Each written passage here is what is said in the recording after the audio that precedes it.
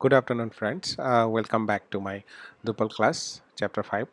So, in this tutorial, I'll be covering Mega Menu and its configuration, webform and configurations, Captcha for spam protection. So, let me go back to my browser. So, in order to understand Mega Menu, let me give you an example here. So, if you hover on Drupal class, you can see two column layout menu. If you hover on this literature section, so you can see at the left hand side there are some couple of items, and on the right hand side there are some couple of items.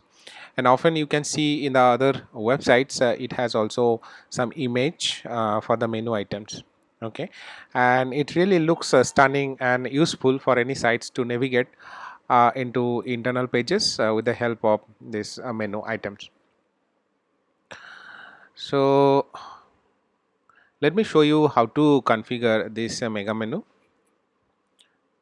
So for this I need to install the mega menu first.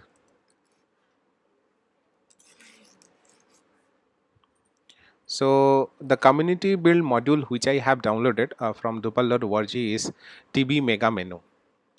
Okay, so let me save this in order to install, and this has some dependent modules which will show at the same time when you will enable that.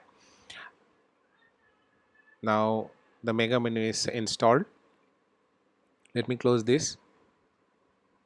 So if you go into the structure, under that you would find the mega menu configuration section. So let me click on that. So you can see all menu items are tagged to this mega menu. Let me work with the main menu.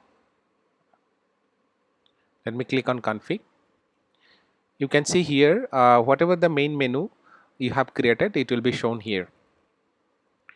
So before going into this, let me create some menus under the main menu section. So I'm going to the menu. Right now I have created a few dummy menus here. Let me create more.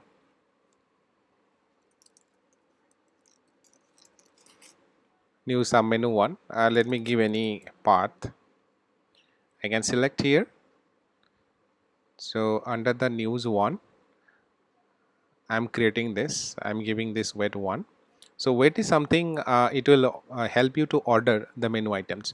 The more you give the weight, it will come as a precedent, next precedent. Let me save this. So now coming this sub menu under the news 1, let me create another menu. Let me give this name 2. Let me give any dummy path, but whenever you will create any path which should be linked to this submenu, give the real path over here. Now let me add that under parent menu, which is news 1, and I'll be giving the weight 2. So this way this submenu will come just beneath the news submenu 1. Okay, let me save this. Let me close this. So here by default which the Drupal core has given as menu item, it doesn't have any effect. If hover here, it will not show here, it will not show the sub menus. If you click on the news 1, it is not even showing here. Okay, so in order to display this sub menus properly, you need to have a community build module help. So for this this sub menus which you can see here, which I have shown in the previous screen, you can do the same here as well. So for this, let me switch this theme to any expandable themes. Let me go into the appearance. Under this appearance, you can enable any theme. I have added this folder from before. These are the some community free themes which you need to add under the sites all themes folder. So let me enable this.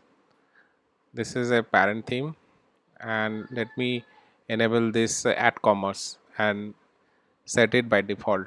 Okay, So different theme has different layout structure. So if I go under the structure, click on blocks, you can see it has different regions and block names. Okay, so if you click on regions, you can see there are a lot of regions created here. In my previous classes where I have shown you about the layouts, and where I have mentioned that different layouts might have different regions as per the information file being set or created. Now let me go back to the main menu and let me navigate mega menu section. Let me go into the configuration. So if you click here, you can see this two sub menus are created. So if you select on any menu, it will come with this option to create a multi column. Okay, you can, if you click more, it will create more column or um, templates here within the menu. So this way you can create the sub menus and design here. Okay, so I'm not creating that much menus here, so I'm just saving this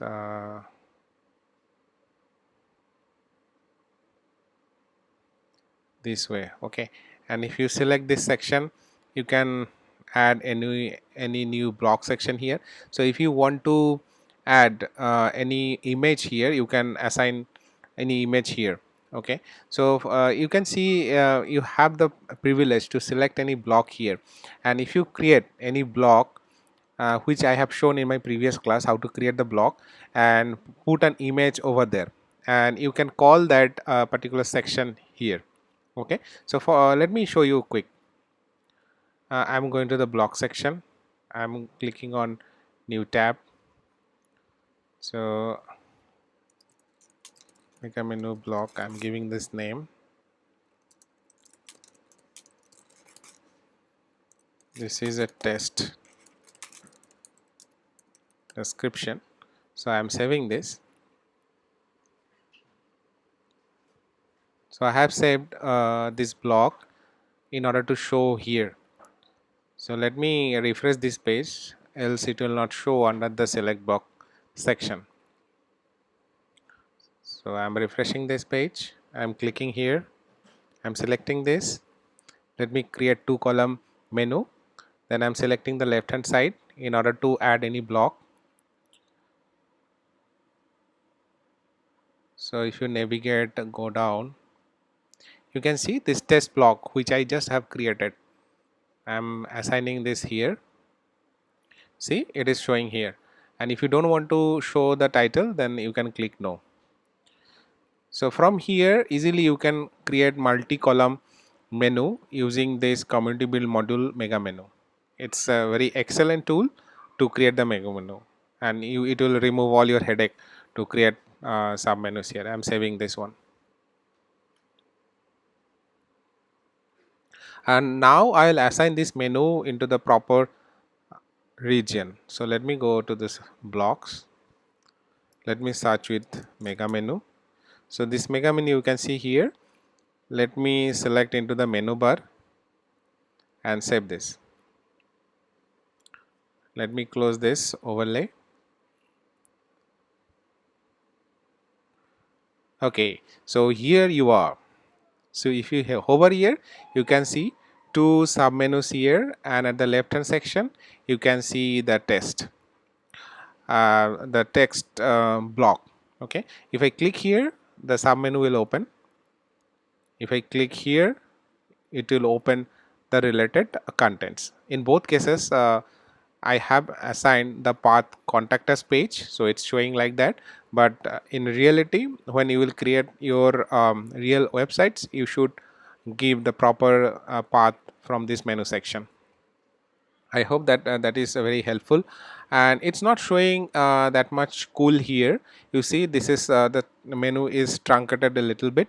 So for that, you need to adjust style or CSS, and it will look good. Okay.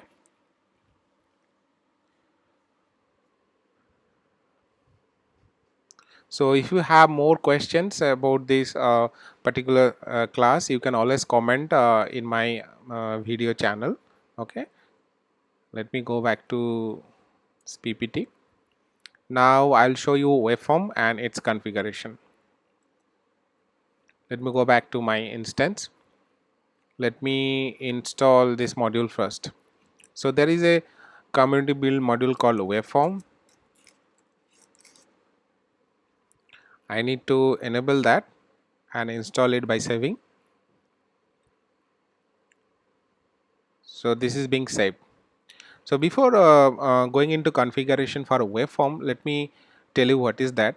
For any websites, usually you need to have lot of forms in order to collect some user information from the user front end. For example, contact us form, though the Drupal has core contact form functionality, but there are a lot of other forms beside this where you need to create multi-step web form, or a web form have a lot of informations and it requires to collect user data. So in that case, you can create web form. In the web form, it also collects the data and can email to a predefined admin email inbox as well. So let me show you that. So if I go into configure, I can see a lot of things are here. So this is the default email address, form name, okay, and let me create a fresh web form. So if I go into content,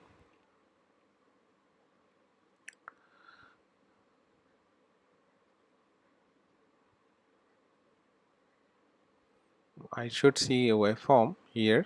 Yes, I can see one content type which is created as a web form. So this is an entity. When you install this, it will come here by automatically. So let me click on that. Let me give any name. I'm saving this. So here is the area where you can add as many as fields as required.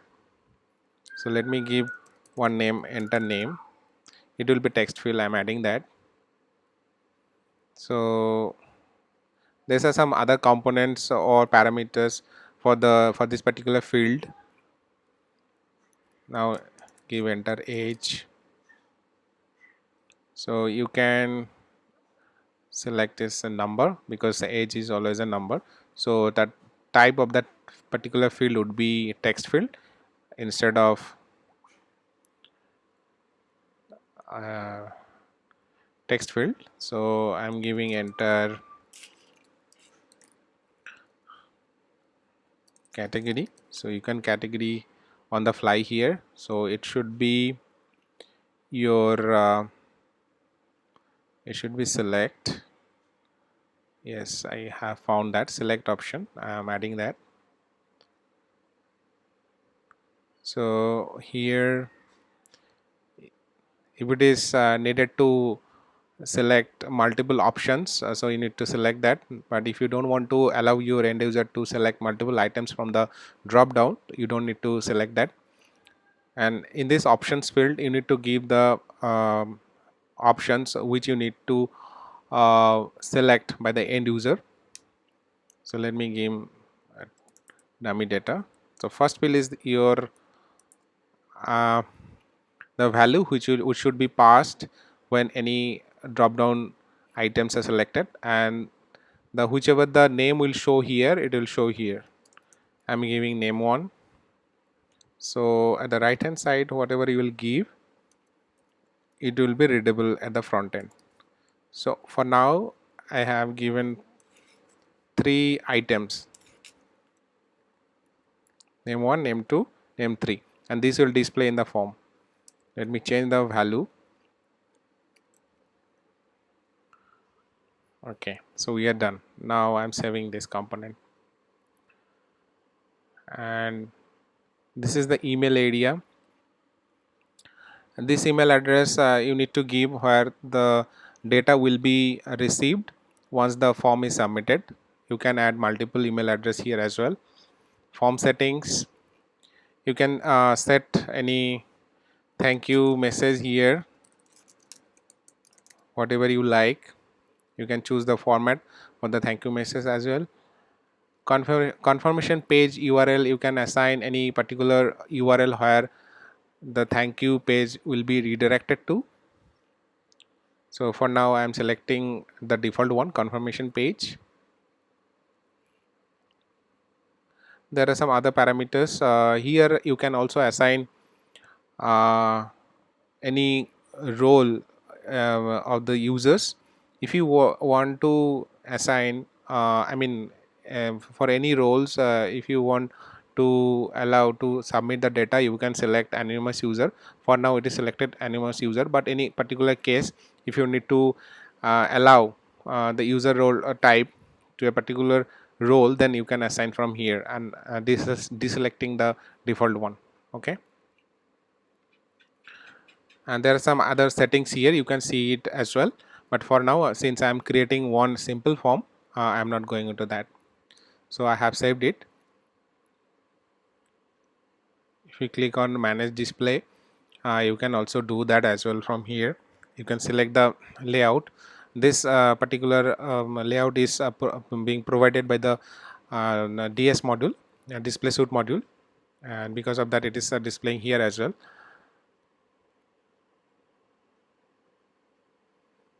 Okay, so I'm all set. Let me see this web form which I have just created, and if you want to add it from the main menu section, you can do that as well. And if you don't want to show the author information, just uncheck that. I'm saving this. Okay, so your web form is ready. Let me go into the content. Let me see this form. So this is the form and it's ready.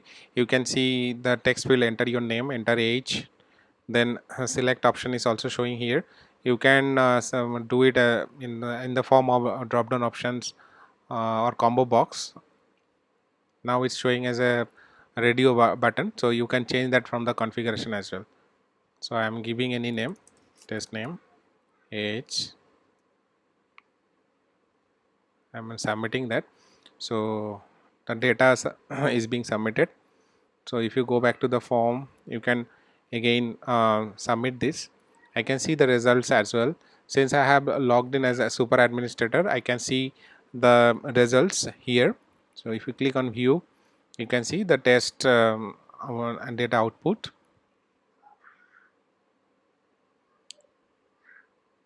You can edit that as well. So let me go back here.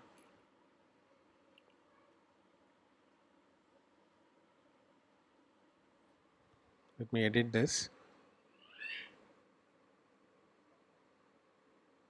So if you select that, it will come like this. This is a sample. Let me save this.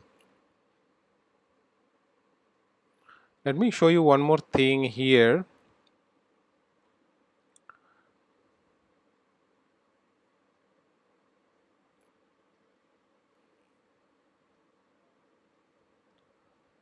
Uh,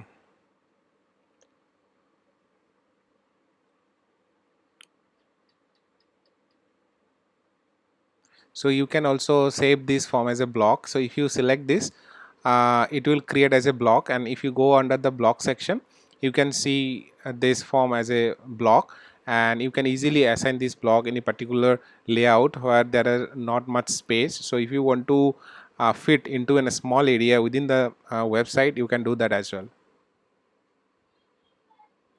So it's very stunning modules, and it has a lot of options to modify. Just go on, play with this, and you can learn a lot out of there. So I have just shown you the basic things using the web form, and web form has a multi-step functionality as well. For that you need to enable one more modules for this, but in this particular session I'm not going to show on that.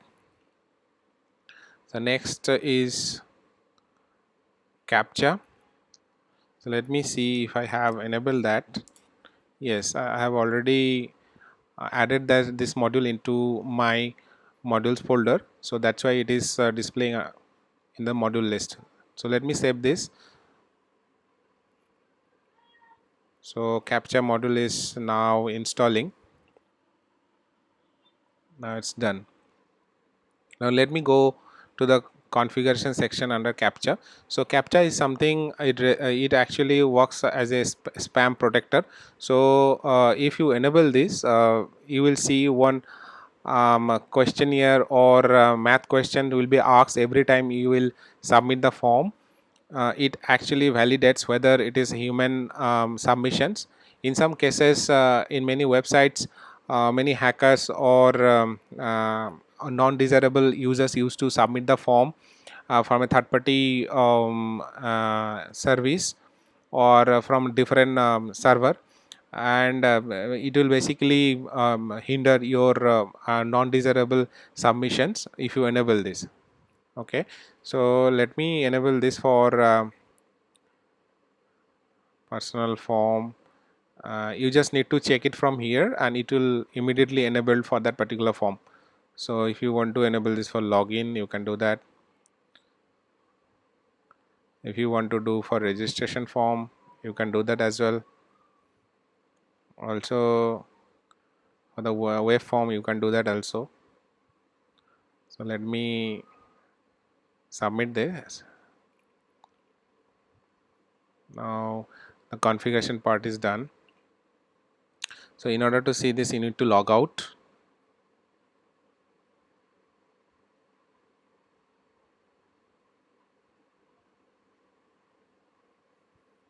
Okay, so see, in the login form it is displaying with the math questions. So from here you can easily understand the purpose of using the Captcha. So every time you will submit this form, you need to add this with the proper answer. So if you just submit with the different or incorrect data, then it will give you an error. So it is showing the error message, the answer you entered for the Captcha was not correct. So I enabled it for contact us form, it is showing here as well. Also for the web form which I just created, it will show the Captcha in that form as well. For some reason it is not showing here, probably the form ID is incorrect, but you need to check the form ID and you need to add it into the Captcha configuration file. So if you inspect this, and you can see the form ID, this is the form ID actually. So you need to add this form ID at the Captcha configuration settings, and then you will be able to see the Captcha for the contact form. So let me log in as super administrator. Let me give the correct answer here and log in. So let me go back to configuration, then search with Captcha. So I can see Captcha here. Let me go back. Let me add new entry here. So the form ID, you need to replace a dash with underscore. Okay, this is one of the important information. So I am adding image challenge over here and I am saving this. Okay, let me clear the cache once. It is a good practice. Every time there is change in the system, you need to clear the Drupal cache.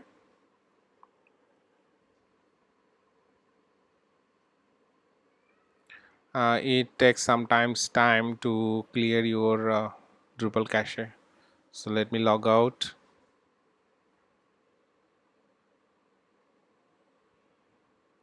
Let me go back to the web form which I just created.